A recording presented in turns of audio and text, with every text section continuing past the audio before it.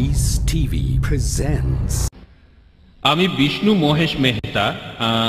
আমি একজন ব্যবসায়ী। আমি ইন্ডিয়াতে দেখেছি যে যারা মসজিদে নামাজ পড়ে তাদের জন্য মাথায় টুপি পরাটা আবশ্যক, কিন্তু ইরান আর মরক্কোতে যারা মসজিদে নামাজ পড়তে যায় তারা মাথায় টুপি পরে না বা কিছু দিয়ে ঢাকা থাকে না, কেন? ভাই, আপনি প্রশ্ন করলেন যে ইন্ডিয়াতে লোকজন মসজিদে যাওয়ার সময় সাধারণত টুপি পরে, কিন্তু আপনি মরক্কো বা ইরানে দেখেছেন যে লোকজন সেখানে সালাতের সময় মাথায় টুপি পরে না। ভাই, পবিত্র কোরআনে এমন কোনো আয়াত নেই অথবা এমন কোনো সহিহ হাদিসও নাই যেটা বলছে যে মাথায় টুপি পরা এটা ফরজ, সালাতে টুপি পরাটা আবশ্যক, এমন কথা কোথাও নেই।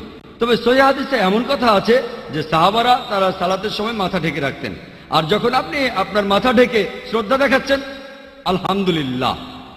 যদি ভালো করে দেখেন আমাদের প্রাচ্যের সংস্কৃতিতে, প্রাচ্যের কালচারে শ্রদ্ধা দেখাতে আমরা টুপি পরি, কিন্তু যদি ইংল্যান্ডে যান, হ্যালো ম্যাম, তারপর টুপি খুলে ফেলেন, hello ma'am, how are you, তারপর টুপি খুলে ফেলে।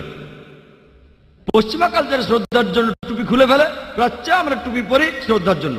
তবে আমরা মুসলিমরা আমরা পশ্চিম বা প্রাচ্যের কোনো কালচার মেনে এটা করি না, এভাবে আমরা শ্রদ্ধা দেখাই। আর হাদিসেও আছে যে সাহাবীরা সালাতের সময় মাথা ঢেকে রাখতেন, হয় টুপিতে নয়তো কোনো কাপড় দিয়ে। সৌদি আরব গেলে দেখতে পাবেন। তবে সহিহ হাদিস বা কোরআনে কোথাও বলা হয়নি যে মাথায় টুপি পরাটা ফরজ। যদি মুসলিমরা টুপি ছাড়া সালাত আদায় করে, ইনশাআল্লাহ সেই সালাত আল্লাহ কবুল করবেন, এটা ফরজ না। তবে সালাত আদায়ের সময় টুপি পরাটা ভালো। আশা করি উত্তরটা পেয়েছেন। Peace TV presents.